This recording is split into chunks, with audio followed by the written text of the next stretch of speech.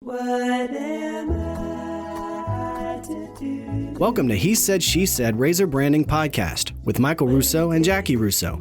To learn more about how to improve your brand, visit brandRUSSO.com. Michael, our conversation with Justin from JE Dunn, I thought was a great look into how real people deal with the real challenges of marketing in the B2B space. You know, we regularly have as clients and have as guests on the podcast people in the ACE, architecture, construction, engineering area. And, you know, JE Dunn's one of the biggest in the whole country. They're like going to do $10 billion next year. And so to get the insight into how they work their department, I thought it was fascinating.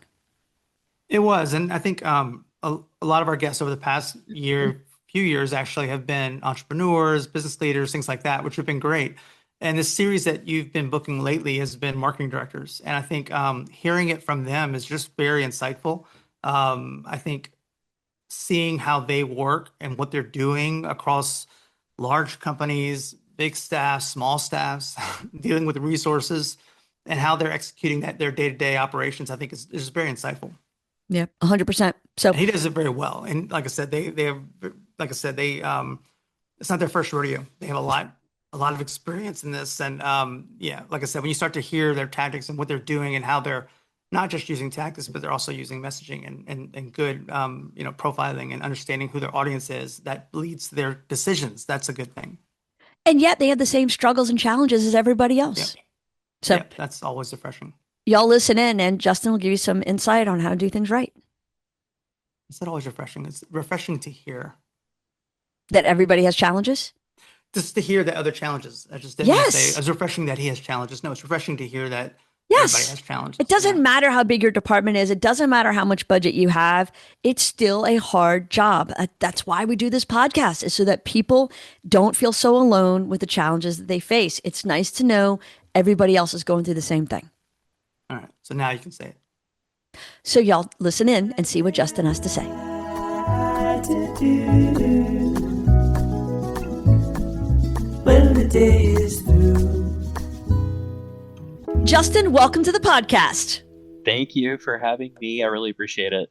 It's No, good to thank talk to you. you guys.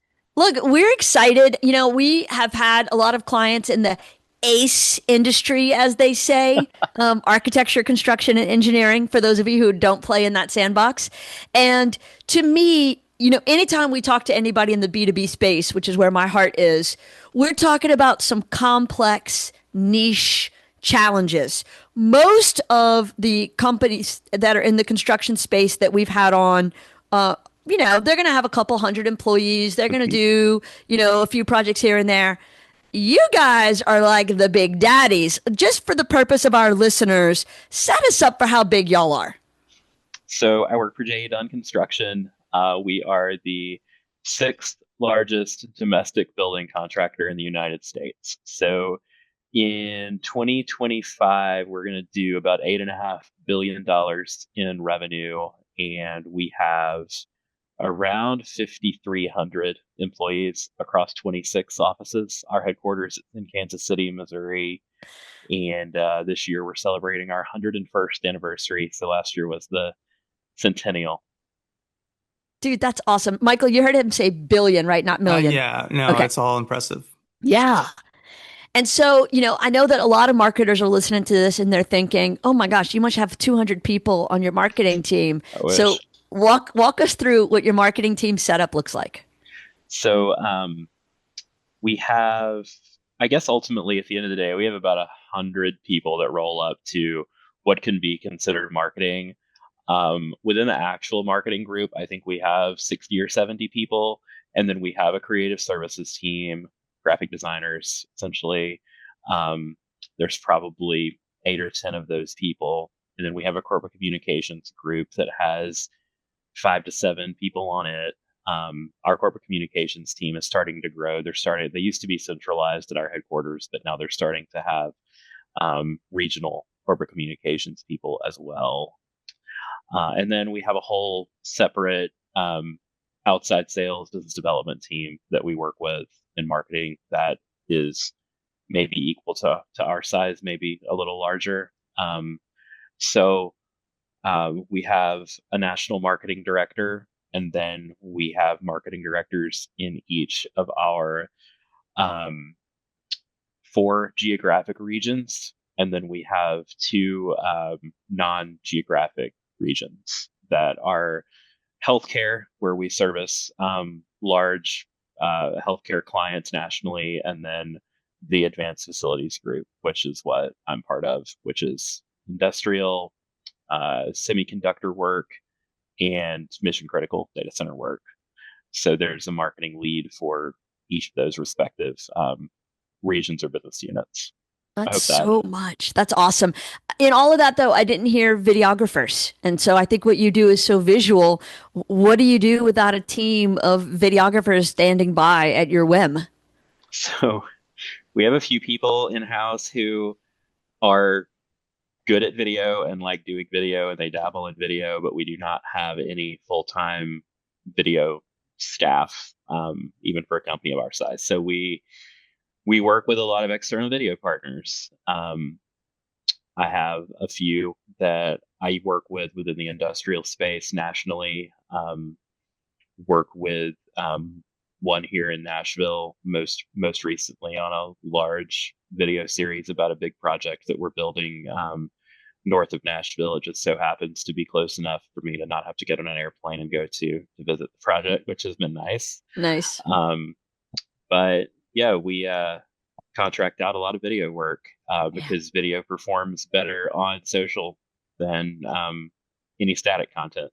Well, For and, sure. the world's changed so much. I mean, I think about it the other day. Some of our newer team members don't even, know what that's like to Yeah. have to plan a shoot and bring in a crew and have, it's just it was such a complicated endeavor, and everything that went into it. And nowadays, the expectations are different. I think even, agencies big and small, you're having to go out with your phone and grab things, and you're having, because it's so Oh my immediate. God, yeah. The need We do is so so much of that. quick. Yeah, it's like, okay, I need to be able to do that. And luckily, the technology is so good that Yes. the level of entry is great. I mean, I shot entire commercials on a phone, and they look great. Yeah.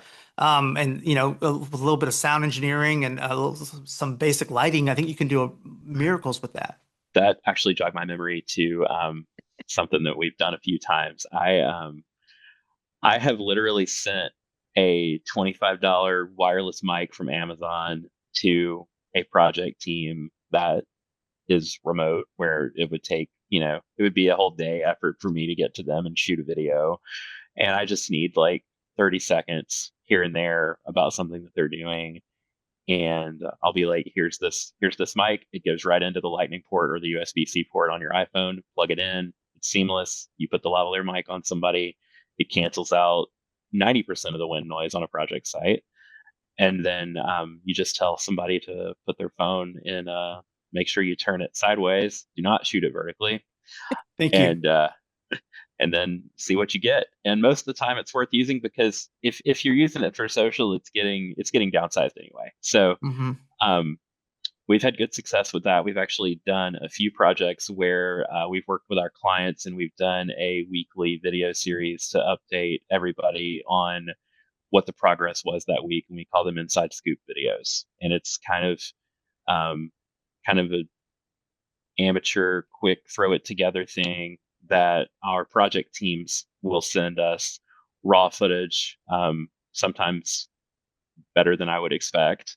And then we honestly, don't even use Premiere Pro, use Premiere Rush to throw it all together into something that gets sent out at the end of the week every week to give the client an update on what's going on. Because a lot of the clients we work with, the leadership team is not out there walking the project site every week, because a lot of them are in remote locations. Yeah, we've started doing that too, especially with clients out of state, and we can't always get to them every day. And we have people all over the country, and so we'll send like a spec sheet. Here's the things that you should buy, and it literally costs a couple $100. Again, a cheap, easy remote wireless mic, some basic light kit. If you have a phone, that's great. Well, if not, we'll send, what we recommend as far as cameras go, tripod, just a basic kit. And then with some instructions, how to frame a shot, how to look for a shot, what to not look for. Make sure you pause and make sure that there's not a sign in the back that says something vulgar. Like there's a lot of things that go into that people don't think about, Yeah, like you'll shoot something and like you get it back and you're like, okay, well, what do I do with this? I can only do so much. I'm not Spielberg, Oh, I'll fix it in post, I can't remove rain, or glaring sun behind the figure, so things like that are tough. exactly.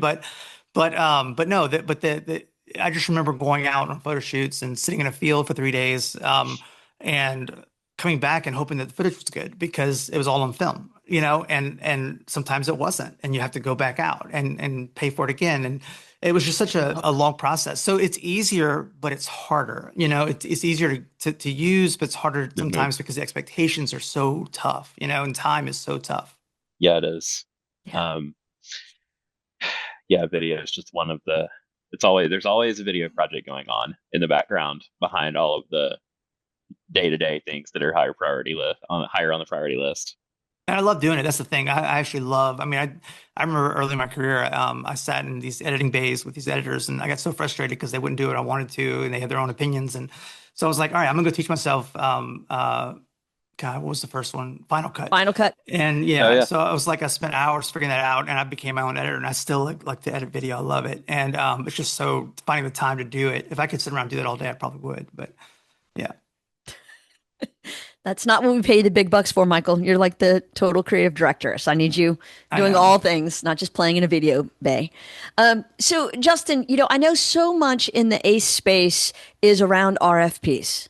yes, Where do you yes. still find the balance? Have y'all been able, because I know we've worked with some companies that have been able to make that turn where it's not that they don't do the RFPs, but they've been able to build their brand enough that they're first choice. And sometimes they can avoid the RFP altogether. Where are you on that timeline now? Depends on the market, depends on the client. Sure. Um, the industrial world that I've lived in for the past 5 years, oh Lord, almost 6 years now, is interesting. Um, we have a few clients in this space who will direct award us projects without having to go through the RFP process. But most of the clients in this space have large procurement teams and they have procurement manuals that they have to abide by. So that's not to say that relationships are still not the most important thing in the world, but you still have to go through the dog and pony show, so to speak, in order Yeah. to get where you're going. Um, but in some of the other markets that we play in, especially the developer world, where it's all relationship driven and price driven, a lot of that is, you're not necessarily doing a formal RFP response every time. You're submitting a budget or two, you're building that relationship and getting a direct award. But the developer market is, as you probably know, is kind of down right now, Yeah. with the cost of money. So we've been fortunate enough to diversify over the past 15 years since the last recession happened that we are not feeling it nearly as much as we did the past time when we were so heavy into condominiums and healthcare. Now we've gotten huge into the data center market, which is booming, and then we Huge. do pretty much every building type at this point. So I don't know if that answered your question or not. It did. I still do a lot of RFPs, Yes. but No, that answered it though. I the other thing I want to mention about RFPs though is at least in the market that I support, I do not ever find myself spinning my wheels on a proposal that I feel like we don't have any chance of winning, because I'm fortunate enough that I work with a leadership team that is diligent about doing all the work out ahead of what's coming. We know what's coming. We're well positioned. If something comes in that's like a rock through the windshield, we evaluate it, we look at it, we make a no go decision pretty quickly. And if we feel like it's wired for somebody else, then it's wired for somebody else. And there's no reason to spend the time. Like at least the group that I work closely with on a day-to-day basis, they do not believe in the idea of, well, we need to get our name in front of them. And that is an affliction that plagues this whole industry and causes burnout in marketing people in this industry. Yes. And I'm fortunate that I work with a group that understands the strategy that needs to be in place in order to win. In order to win nobody's going to give you a $500 million project if they don't know who you are first. No. No. They might No. invite you as a check number, but Well, that's it. and you have to be good at that game. I mean, well, we did RPs earlier in our agency's life, and we kind of got away from that because we didn't want to do it anymore. It was such a nightmare for us, and you spend so much time, put so much effort in, Mhm. and a lot of times they want to spec creative, and we're like, well, we're not doing spec creative. You're not doing it. I mean, you gotta put some skin in the game for that, a little bit. Yeah, And to have a full pitch for something, and we're talking real money too. So sometimes it was worth it, but then a lot of times it wasn't, and sometimes it was already fixed before we got in the room. So there was a lot of that went on. But at the end of the day, totally. you have to be good at RFPs. Like, and there are agencies that are really good at that. They have the team for it. It's all about the numbers sometimes. I mean, you can get disqualified if you have the wrong this and the wrong section. Yep, And so, we got hurt for that a lot because, our creative side wasn't as strong with following the rules. We're like, well, let's just be creative. And no, they don't want that. They want you to follow the rules and to get to the next level, like to make it into the room to actually pitch. So exactly. yeah. Exactly. You have to know your client. You have to know if you have a private client that you've had a relationship with for years and they tell you there's a 10-page limit and there's a 12-point font minimum, and you know them and you can get away with more, then go do it. But if it's a government entity and you think you're going to get cute, they're just looking for a reason to eliminate to reduce the number of documents they have to Thin the review. herd. Yeah, they want to thin the Yeah. herd out real quick. And like, hey, this is wrong. Out. I mean, Yep. and that 35, 120 page document is just in a garbage somewhere. Exactly. Like that's the world I lived in before I started doing industrial and manufacturing, and I do not miss it because it's not a relationship based. It's very transactional, and it's been nice to work with clients that are not that way. Yes, yes. What are some of the biggest frustrations you see when trying to build brand recognition in the industrial and manufacturing markets? And this is coming from a company that's one of the biggest in the entire country, and yet there's still people who don't know your name. Yes. For anybody listening to this podcast, JE Dunn Construction builds industrial and manufacturing facilities. Well, there you Um, go. Problem solved. Now everybody knows your name. oh man. Um, the biggest struggle has been that we spent the majority of the time that we've been around as a company building a lot of healthcare work and a lot of multifamily residential work.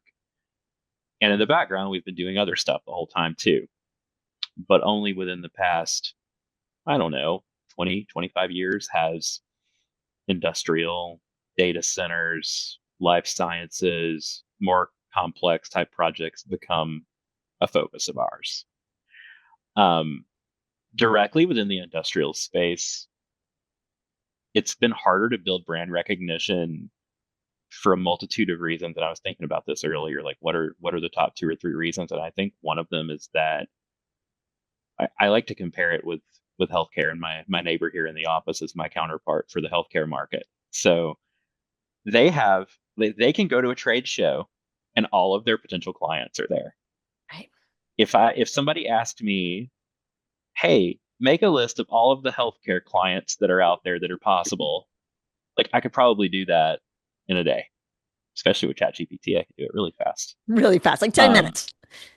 But if they said, okay, make a list of who you're targeting in the industrial world, or make a list of all of the industrial and manufacturing companies in the state of Georgia, it's everybody who makes something or stores something or transports something. It is almost, it's very overwhelming. So it makes it really hard to target. And then the trade shows are very niche.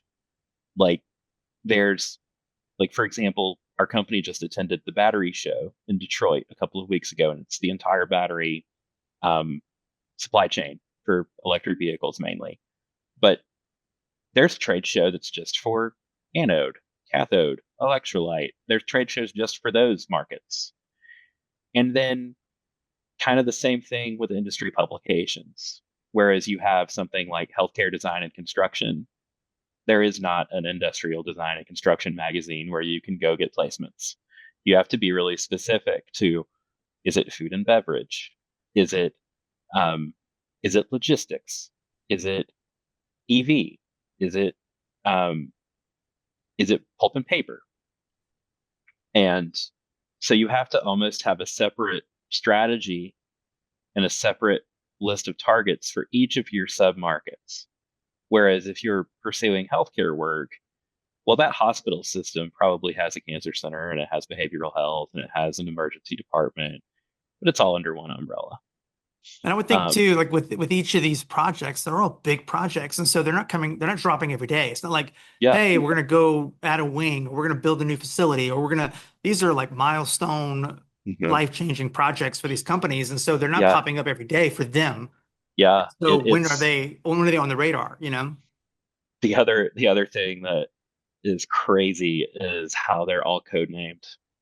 Oh yeah. And like I do RFPs. I mean, I do proposals for projects that I don't know who the client is.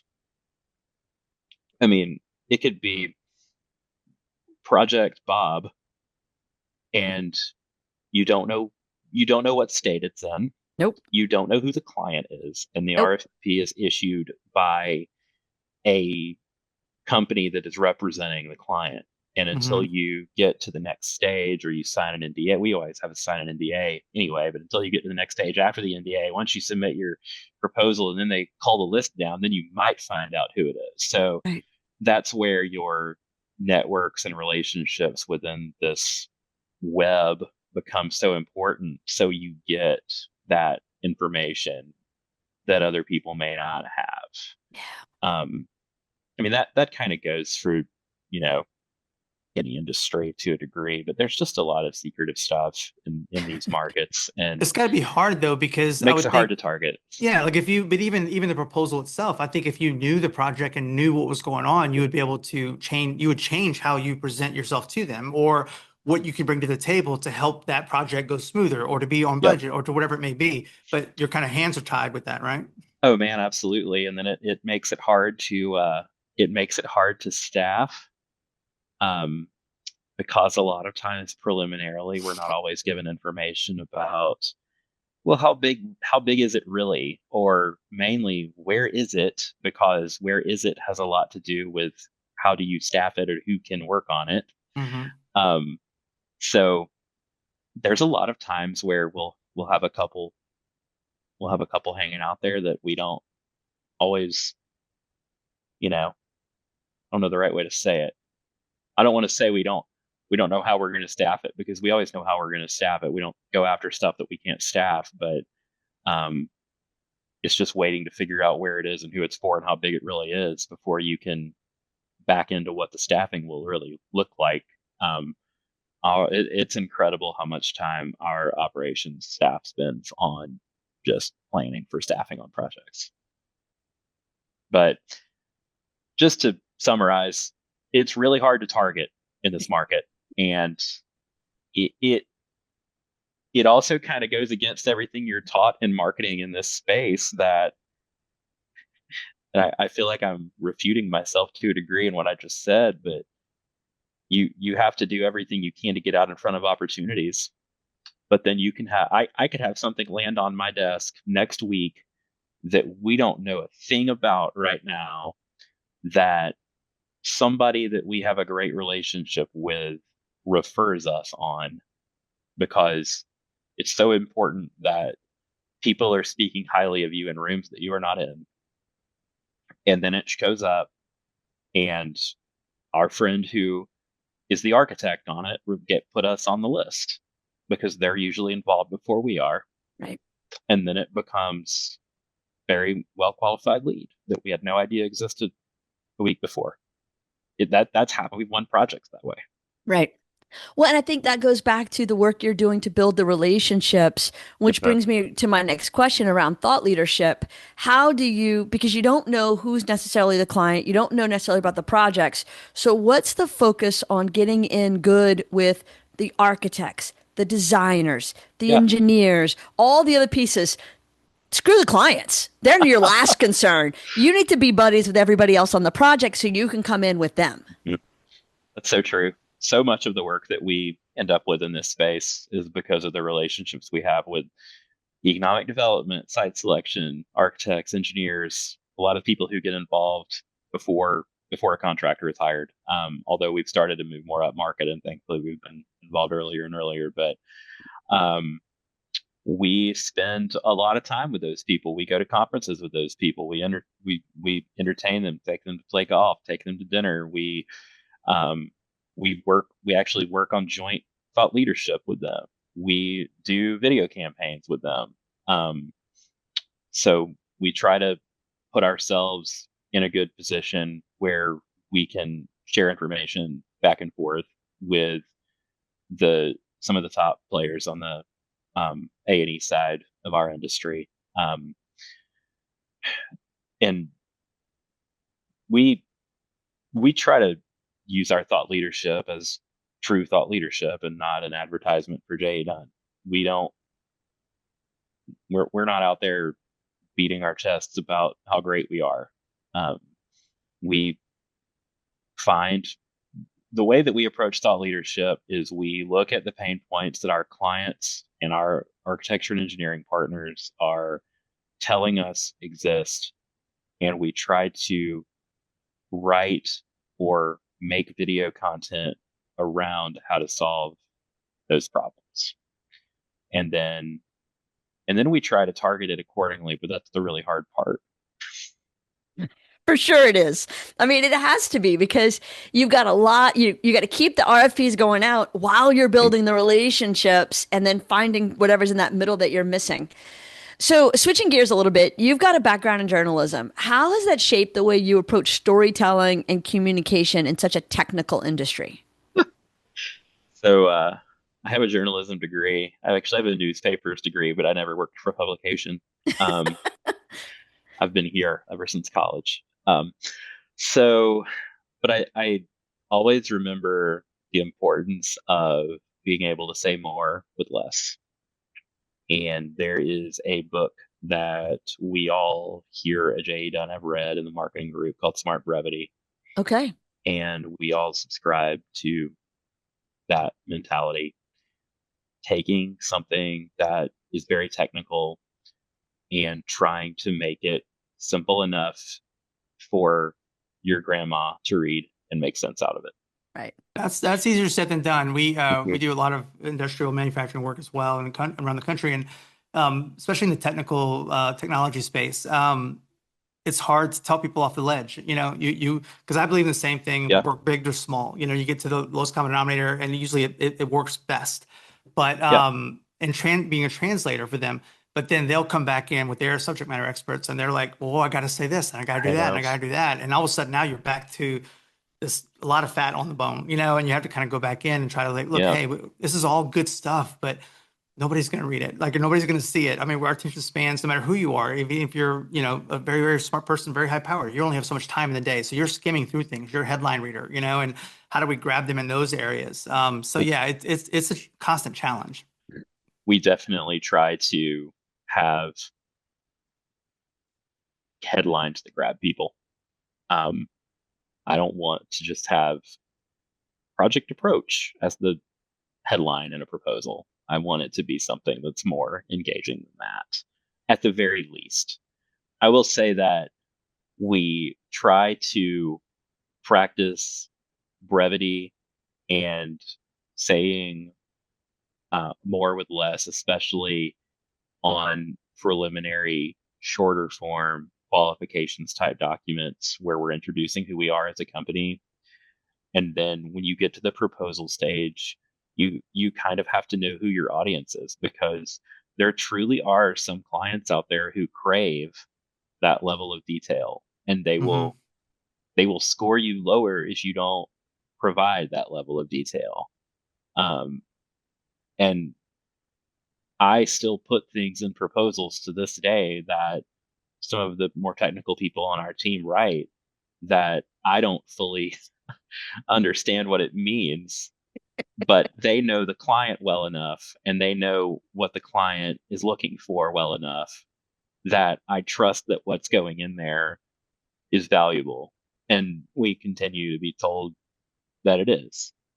But if I'm asked to write an executive summary, then that's not the kind of stuff that's going in there, if that makes sense. Yeah, no, absolutely. We have a client. They're a huge ink producer internationally, and I try to be involved with everything. I try to write at least headlines or briefs or things like that, and then I'll pass it on to my team and copywriters or whatever. But this one I haven't touched in a year because we don't work well. Like the stuff that I want to do, they don't want, and the writer we have on it nails it every time. She's very robust with things, and they want robust. They want details. It's very technical and very. They've never read the brevity book.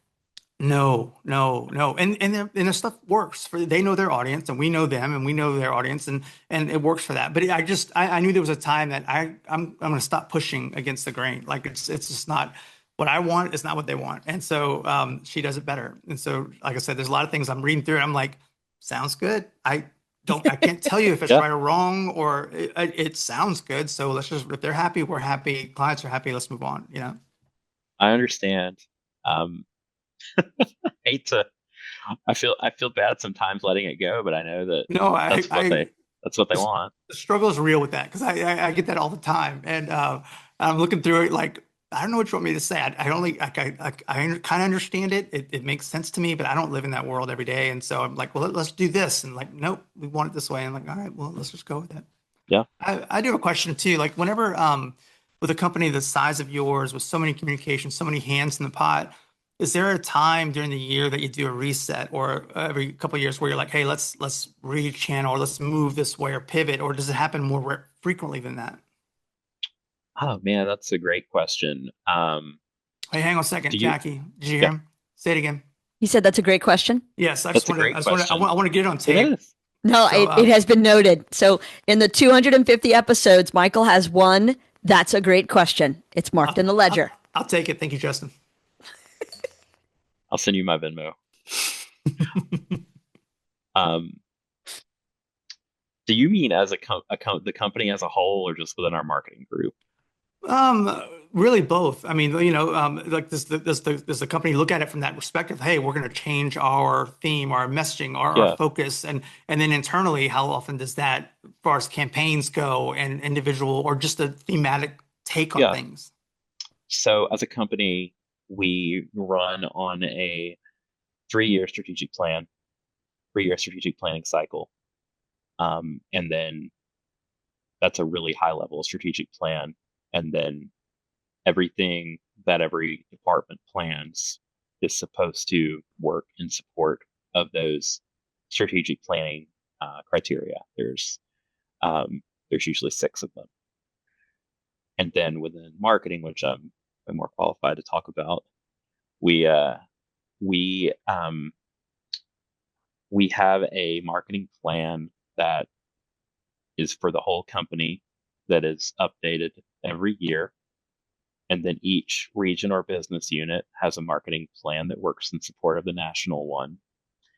And then below that, each office or market has a marketing plan that works in support of the region and then works in support of the national plan.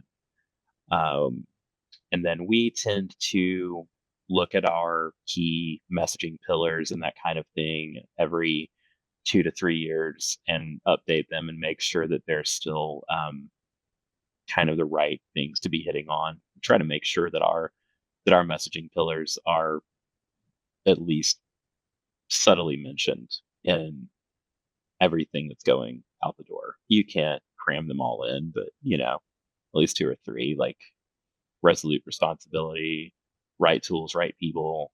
I can't remember the rest of them off the top of my head, but just try to make sure that everything's being messaged properly across the board, across 26 offices.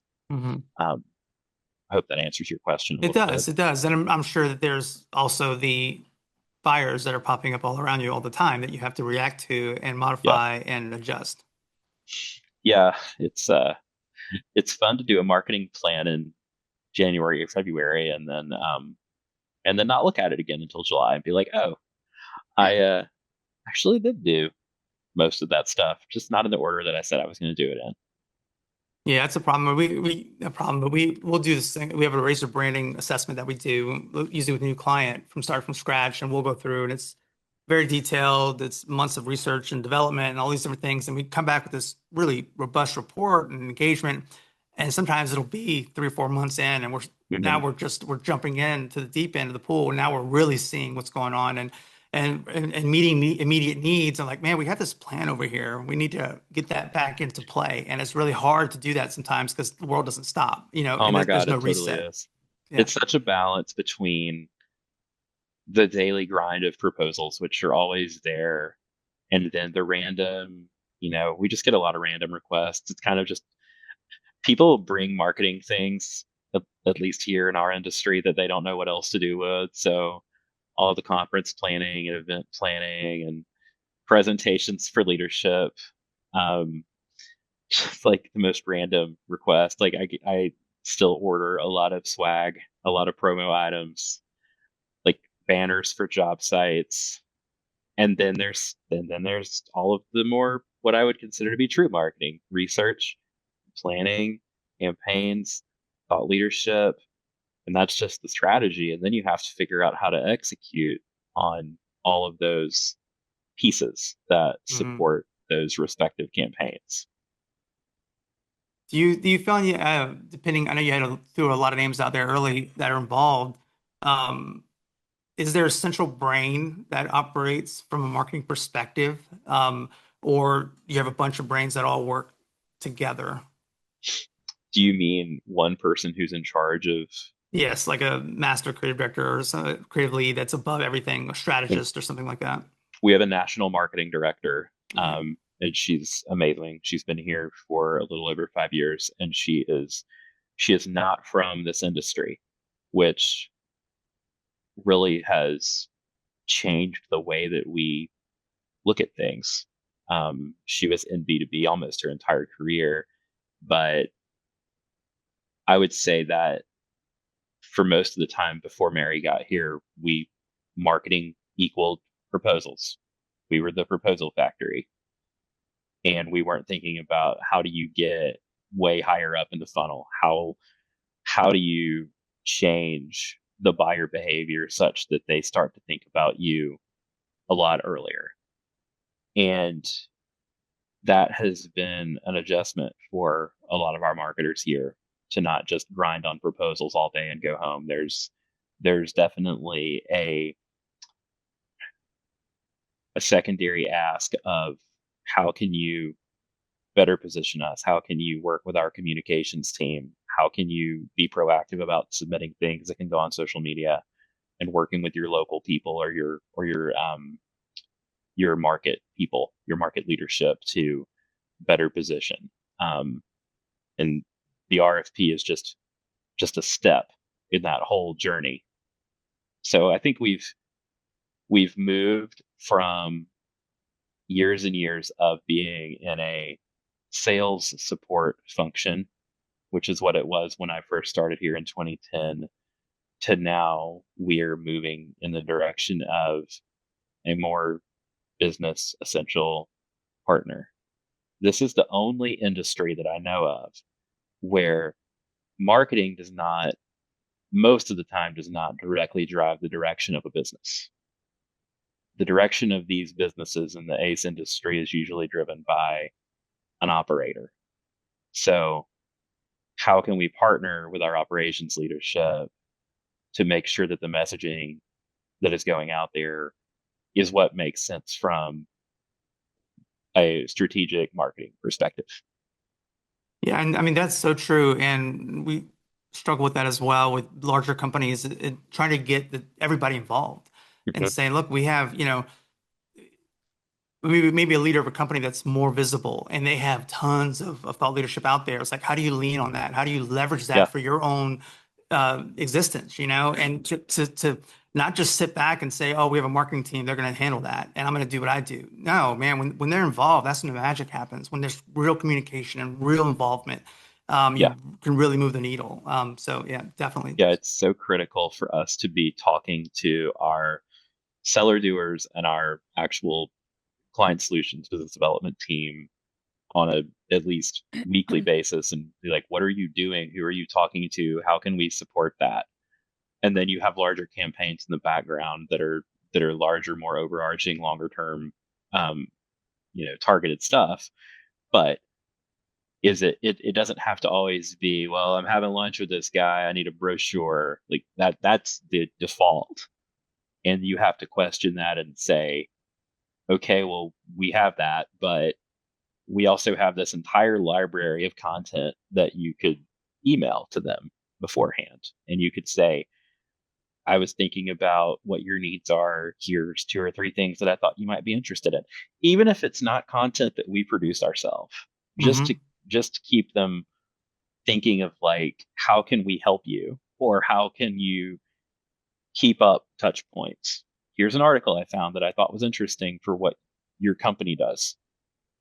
And Just it keep us top of mind. Be absolutely. a resource. Yeah, and it's so much easier to do business with a friend, somebody that you Yes. like, somebody that's okay. I'm comfortable making that call. It's not awkward. It's not, this guy's going to be here for me and help me. I mean, that's a game changer. Yeah. We changed our tagline last year to, or maybe the year before, last couple of years, to building authentic partnerships. And it's hard to like put a finger on that and really show why. So you have to show it through repeated actions and truly caring about your clients. You didn't want to go with just we build big things. That was the second one. Oh, it's okay. We If you build good need- stuff. Hey, brevity, Michael. We build good stuff. We build good big stuff, shit. Yeah. Ooh, I like that. We build big Justin, shit. you can have that, Justin. Put that in your pocket just in case it comes up later. Only if he Venmos you later. See, now y'all are even. I do have a all right, question, and I know, Jackie, before we get there too, because I don't know if you were going to ask this or not, but no, you told me that Justin, you don't have to get personal with your personal life, but do you work with your wife in the same, I don't know, building or Hold on. This is my Yeah. question. You and your wife both came into construction marketing through unconventional paths. Can you share the story of how you Oh, fell yeah. into the industry and what surprised you most along the way? See, Michael, I have a real question for that. I'm sorry. That's But- okay. Um, Why do I even prepare? I can't tell you what surprised her the most along the way, but I can tell you how she got into this and how I got into this. So my story is so crazy. So I graduated from the University of Georgia in Go Dogs. 2009. Go Dogs. And I graduated in December of 2009. I graduated into a pretty much a recession. It was hard to find jobs. And I was like staying up until 3 or 4 o'clock in the morning every night, living with my parents, just like throwing my resume out, applying for jobs and sending stuff into the black hole on Career Builder, whatever it was back then. And I was not hearing back, or if I was, it was always a rejection. I think I had one interview for an internship that I came in second on, and I was like a week or two from just going and getting some random hourly job just to have money coming in. So my dad told me that I should look on Craigslist. And Sage like- work advice. I know, right? So I guess back then, 15 years ago, Craigslist was a little bit different than it is now. It was a little bit more legitimate, I guess. So I was like, okay, well, I guess I'll look. At least on Craigslist, when you submit your resume, there's a human on the other end. It's not a True. bot. So a lot has changed since my original job that I got here was posted on Craigslist. But I submitted my resume, sent over an email cover letter, and the lady who was the regional marketing director at the time called me back a couple of days later, and she was like, come in and talk to me. I'm going to be working this Saturday. Come over and talk to me. Sat there and talked for a couple hours, had a great conversation, and she brought me back in the following week to meet with a few more team members, and they were nice enough to give me a chance on an hourly basis with like no benefits for 6 months. I never did an internship during college. I worked every summer, and she was like, I she was basically like, I want to give you a shot because I feel like nobody else is going to right now because I could hire somebody who has 25 years of experience for this entry level job. Oh, So I had no idea what I had lucked into. JE Dunn's been an incredible company. I got really lucky. So worked my I ass need off for to the first 6 months. I need to note two things for the record. One, y'all are going to probably do $10 billion next year, and they're hiring people off of Craigslist. Well, Thank goodness they have low standards. a lot has changed. And when I got hired, like full disclosure, when I got hired by RJ Griffin and Company, which was a company that JE Dunn bought in 2000. And so it was a DBA for a while, and we did not become one unified company under the JE Dunn umbrella until October of 2011. Okay. So about a year after I started. So some of the regional operating companies were able to, or maybe were not able, but did do things a little bit differently than the big brand. So and then my wife Emily fell into this industry after. So she has a degree in journalism as well, and she did work for some newspapers and magazines, and then she went to work for Fruit of the Loom, Vanity Fair, at their headquarters in Bowling Green, Kentucky, which is about an hour from Nashville. And she worked in Corp Com there. And then she was looking to move from Bowling Green to Nashville and found a marketing role at a construction company here in Nashville. And we ended up meeting at a work conference in 2014. It was the Society for Marketing Professional Services regional conference in 2014. It's where we met. And she lived here in Nashville, and I lived in Atlanta, and ended up moving here in 2016. So, but she's only been at JE Dunn since last year. She's been in this industry, but she just started working here last year. And how's so that been going? Oh, it's been fine. We have very little direct interaction or whatever. Yeah. She also rarely comes in the office because she technically works for our corporate people in Kansas City. So she works from home most days. We're pretty flexible. So that's the key. Got to have barriers. Got to have division. When she is here, her desk is 2 desks behind mine, but she's not here very often. That's too close. I know. But like, it's been cool to see what she's been able to do. She's in a visual storytelling role. She takes a lot of our data and turns it into really easily digestible stories that go in proposals and qualifications and on our website and some of the publications we do to really legitimize what we're doing in a way that our clients can easily digest. So she has a master's in data analytics and visualization, and it's a whole art form in and of itself. And it's been cool to have somebody on staff who knows how to do that. So you outkicked your coverage, is what you're telling us. Yes. Yes. That was quick. Yeah. She's smart. Yeah, she really is. Yeah. She's one of the few people who is very gifted in terms of that she can write really well, she can design really well, and she has the data analysis side of her brain. See, that's the thing. That's the other side. Michael's an incredible writer, graphic designer, photo editor, but the data part is not his skill set. So she's really working both sides. But even the first two, that is a unicorn in this world. We've looked for years to find somebody that really can do that, that write and design and then hybrid, especially in like our market. We have a boutique size agency, maybe 20 people here. But so you wear a lot of hats. You have to do a lot of things, and as I'm sure everybody does these days. But not everybody does everything very well. And but to be able to move to different things and you can move quicker, you can understand people better, you can understand projects better. It's a gift, really. Yeah. I feel like I'm not great at anything. I'm just good at a few things. Me too. So I don't know. I've been able to make lucky they keep us around. Yeah. Yeah. For sure.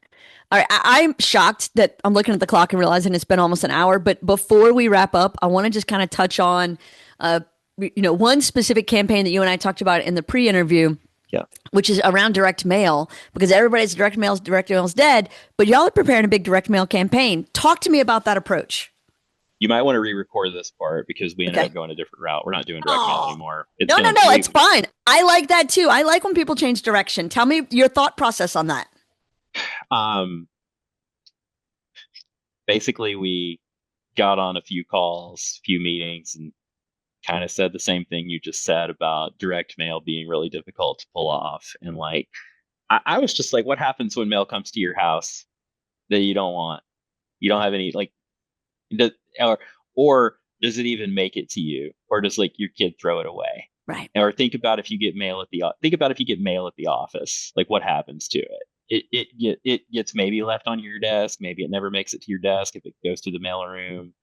And we were trying to, we were thinking about doing a direct mail campaign to some plant managers at companies that we don't have an existing relationship with, and we ultimately decided that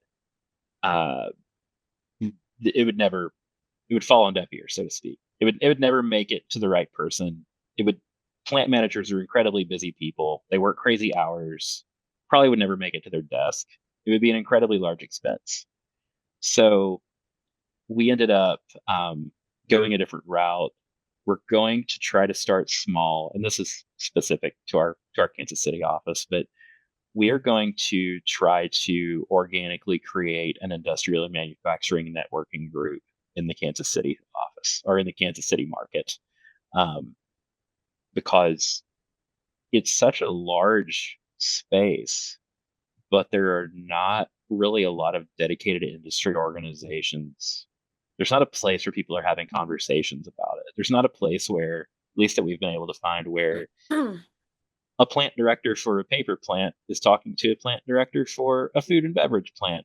Right. And I think it would be cool to bring those people together, and then as a byproduct of that, be able to maybe let them start to know more about our brand. So we're going to start to host some events where we target some of those people, see if we can get them to come out, and have a happy hour or two and see where that goes. And then maybe take it from that if we have a good response, and maybe, have a panel discussion or two. Right. But, I'm okay with it. I approve this decision because what I find is often people will just be like, let's do this tactic, direct mail. But y'all are putting the time and consideration into who's our target audience? What do they want to get? What's their problem? Are we sending them something that solves their problem? And so the analysis of the strategy is there. Then the decision you make is going to be a good one because you put the thought into it. The number of people that just go straight to tactic, it is mind-blowing to me, and it is so wasteful. It really is. And that was kind of the thing that was the aha moment for the group that was on this call. I was like, okay, well, we're going to do a direct mail campaign. What is it going to say? Right. Because it can't be the same. If you're blasting this out to 150 plant managers for all these different kinds of manufacturing plants, you can't have the same message for a person who's running a EV battery plant as somebody who's running a plant that makes cheesy poops. Correct. It's a completely different set of things that are keeping them up at night. So you either have to get really general, and then it's just as general as like JE Dunn builds manufacturing plants, or you Not have to get impactful. really specific to their needs, and then it turns into, okay, well, I have 7 different versions of this, and these are the 8 people that are getting this one, and then finally they were like, yeah, you guys are right. Right. Let's think about this a different way. Right. No, 100%. So good on you. I approve. Okay, we really have passed the hour, and I'm trying to be sensitive to everybody's time. Justin, you have been delightful and great and awesome. We're going to add to the show notes so that people know how to find you, so they can follow you on all the things. And thank you for sharing your wisdom with us. Oh, thank you both. I really appreciate it. This was great. What am I to do when the day is through?